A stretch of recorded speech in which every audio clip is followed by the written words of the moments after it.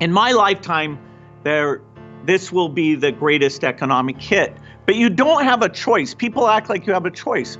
People don't feel like going to the stadium when they might get infected. It's not the government who's saying, okay, just ignore this disease. And, people are deeply affected by seeing these deaths, by knowing they could be part of the transmission chain. And, old people, their parents, their grandparents could be affected by this. And so you don't get to say, ignore what's going on here.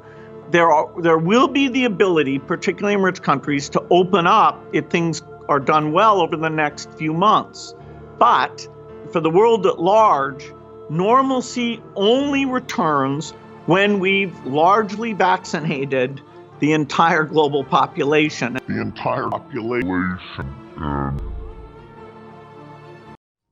The best way to take control over a people and control them utterly is to take a little of their freedom at a time, to erode rights by 1,000 tiny and almost imperceptible reductions.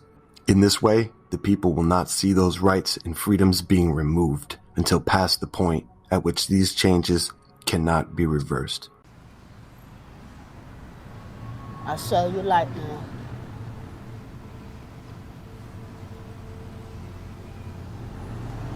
It burns forever. Hi, I've just opened my post and somebody sent me some cash with a little note, and it's really upset me because I've had a call today that's really, really worried me, and I want to do what's best for all of us and for the British people. I am concerned though. I do have some serious concerns. I'm trying to get to the bottom of what's happening and listening to the people. Here in Wales, we're in lockdown again, and there's been hardly any deaths at all. And people are really starting to question what's going on, and I am too. And I'm also starting to ask the question, is Boris actually doing this because he wants to do this? And I think that's what we need to do now. We need to go down that road. But when people donate money, especially sending me a letter and some cash in the post, and a lot of people are donating money and they can't even afford to do that. I don't want to let you guys down, and I really need you journalists to listen now. It's a time for the whistleblowers to come out and really uncover what's going on. That's all I wanted to say. Hello Facebook, good morning. I'm just back from the school run, and I come home and just started journaling, and I've got all my notes in front of me, and I thought, you know what? I'm just going to go live on Facebook and explain exactly how I'm feeling right now. So Facebook, I've called this video a final plea because, we're 8 months in now, and I really just can't do any more to wake people up. Facebook have changed their terms and conditions, so on the 1st of October, things are going to change drastically on Facebook, and that means that accounts like mine that have big followings are likely to disappear, and I've got a lot of groups, they're likely to disappear as well, and I've kind of come to terms with that. But if I'm going, then I'm going down with one final message, and this is my final message. So I've just watched a video from Brees, the journalist who's a former BBC journalist, and that's why I started journaling, because she's sobbing in this video, and she's pleading with other journalists to whistleblow, to come forward, because they know, these journalists, if you're a journalist, you know that there is biased reporting going on, that there is an absolute control of information to push an agenda, and there's massive scaremongering. Journalists know this, and silence is compliance. They're going along with it because they want to get their paycheck. I don't believe that there's many people now that aren't asking questions. I just can't see that. So I just want to extend what Anna's done, and I don't want to just ask for journalists to come forward. First of all, I want to ask teachers. I want teachers to ask themselves, why did you join the profession? Did you join the profession to expand the minds of children and to play a part in their their mental, physical and emotional growth? Is that what you joined the profession for? Because I'm guessing that's what a lot of teachers join the profession for. And if that is the case, are you happy with what's going on right now? Are you happy that you're being used as a pawn to push an agenda? And you've got bubbles and hand sanitizing and masks, vaccines being pushed in schools, this constant fear-mongering of these little ones. You know, my 9-year-old come home from school yesterday and was so upset because of some of the stuff that's happening. It's scary for them, and you are complicit in that if you're a teacher and you're allowing that to happen for the sake of this virus. Now, I'm going to go through some stats in a minute so that you can clarify why I'm putting that in speech bubbles. We need to stop and speak out. If you're a teacher, what about if you're one of the teachers that are in the university where children are basically being imprisoned because they are having more cases, which is basically more testing, and some university students have been incentivized to take a test in the first place. Now, if you look at who this virus is supposed to be affecting, we're not looking at that age group. So why is this going on in places where our schools are and our children are? That is not right. We need to stop and question and start whistleblowing this. We need to come together now as awakened people and start whistleblowing, because if you don't, then so much is going to be lost, especially for our children. Another plea: doctors, nurses, paramedics. Why did you join the profession? Did you join the profession to help people that need to overcome ill health? And are you happy that you're being used as a pawn to push an agenda? You've got do not resuscitates being put on people. Some of them are really not old. You've got continued testing happening to drive up the cases. Now, I said some of these stats. There's 160,000 hospital beds throughout the UK. And at the moment, there is just under 1,000 of those that are COVID patients. So we've got 160,000 beds and 1,000 are COVID patients. Yesterday, 6 people died of COVID in the UK. 6. Why aren't you speaking out about this? Doctors, nurses, paramedics. Some of you have been brave, and shout out to all of you that have put your head above the parapet, risk losing everything, because what you've risked losing, you're actually saving humanity right now. Seriously, I know that sounds dramatic, but that is where we're at. This silence is deafening from a lot of these professions, and it's quite scary, because if you're somebody that went in to the medical profession because you wanted to stop people coming into contact with ill health and you wanted to stop them coming to harm, we've got suicides going through the roof. You know, that's what you are complicit in, because you're not speaking out, because you are wanting to honour that non-disclosure agreement that you signed. Think about why you joined in the first place. Enough now. It's crazy. We're 8 months into a pandemic. 42,000 people have died of COVID over this 8 months. 500,000 people die a year in the UK. Regardless, they die. So that's 62,500 people per month. And we've got 42,000 deaths over 8 months from COVID. 64,000 people died of the flu in 2018. And we've got 42,000 deaths from COVID in 8 months.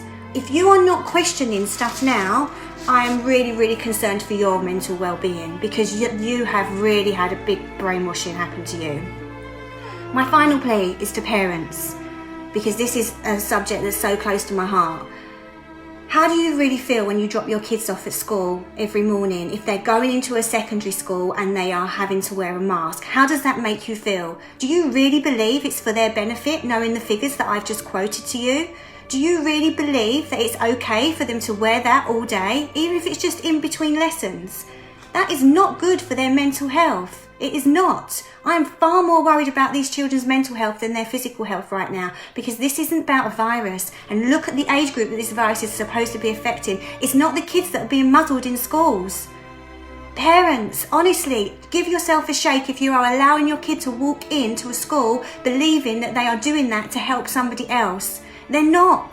This isn't about that. Please wake up. It's not for anybody's benefit. That's what you're being told. It's for your benefit. Well, I'm not even going to remind you where that's come from, because you only have to look in history where that's been used previously. I would be far more concerned about their mental well-being right now. Are you actually at a point as a parent that you are willing to inject them with a liability-free, untested set of toxins, a concoction of toxins, just for them and you to get your life back to some kind of normality? Is that really what you're willing to do? Please think about those stats that I've shared with you, because this is really quite scary now. We've got a huge recovery rate of people that are affected with the virus and a tiny amount of people that are passing away from it. And a lot of those people, a vast majority of them, have underlying medical conditions anyway.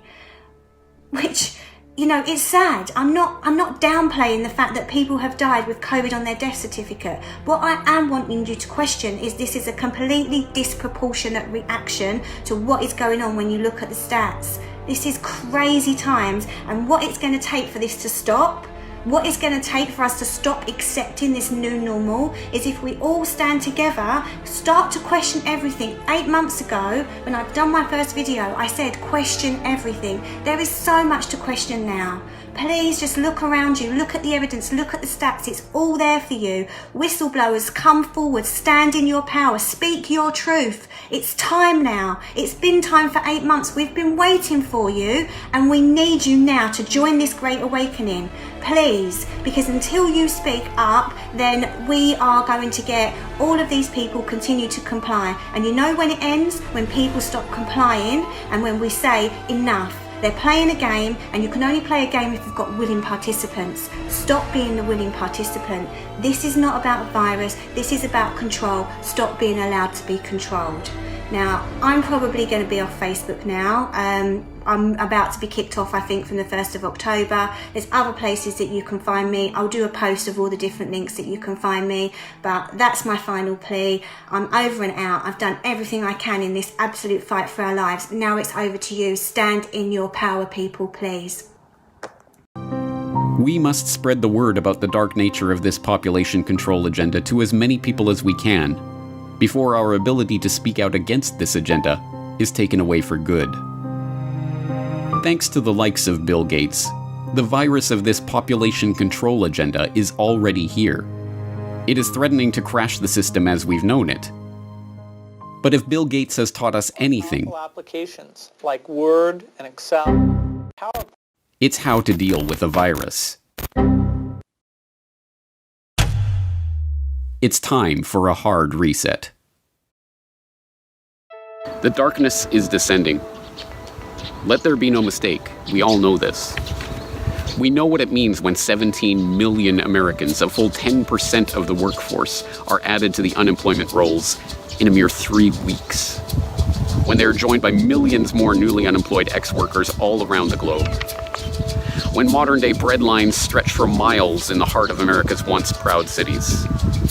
When the phony baloney fiat funny money debt rises to over 24 trillion and the Fed's Sovietization of the economy is complete. We know what it means when police start shooting people dead for not wearing a mask. When drones police quarantines from the sky and robots police lockdowns on the ground. When governments admit to tracking every movement of every citizen and begin internal checkpoints where digital immunity passports determine who may pass and who must stay in their home. We know what it means when billionaires start telling us that only their new experimental mRNA vaccines will be able to release us from this nightmare. When they threaten to mark us with invisible ink tattoos to ID the vaccinated. When they tell us that we will not be able to buy or sell or participate in the economy until we can prove our immunity. It means that the Corona World Order has arrived. Oh, sure, some will still deny it. But they are only fooling themselves. They're afraid to admit that it's true.